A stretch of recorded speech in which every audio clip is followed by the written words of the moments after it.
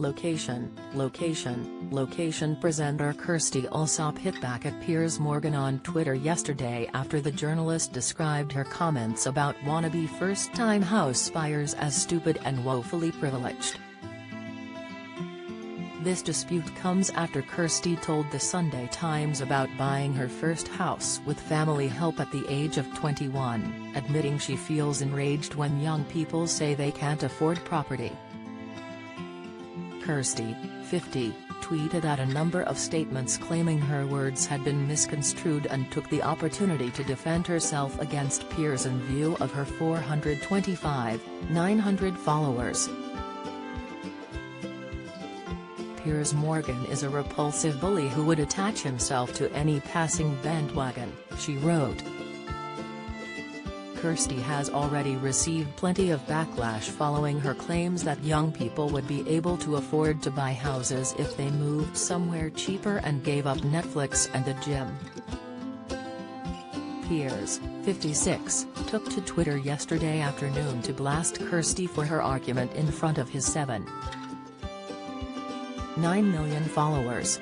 Piers' scathing tweet about the presenter read, "Every time Kirstie Allsopp trends, I check why and see she's said another unbelievably stupid, ludicrously ill-informed and woefully privileged thing.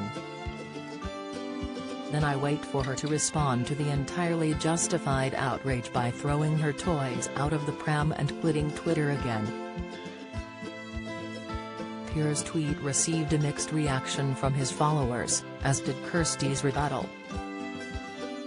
Some people continued to call the presenter out, with the "All Susie" writing, "Much as you're a fabulously creative individual, the lack of insight shown in your comments regarding home ownership is frankly embarrassing.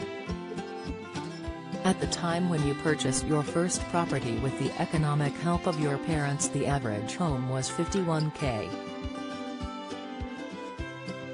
$51K.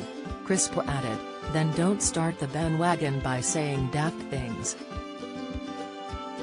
Stock Investor 16 commented, "Not finding many people agreeing with you, Kirstie. Does that not actually tell you something?" Keen Observer wrote, "I think your recent comments were flippant and detached from the reality that young people today face. You would do well to understand how the price of living has increased for those that weren't lucky enough to be assisted onto the property ladder at an early age." However, a few others rallied behind Kirstie, with Louise Williams commenting, "I'm with you on this, Kirstie.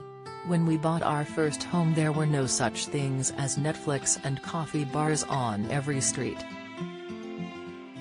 Did this make it easier for us because we didn't have to choose between them or a mortgage?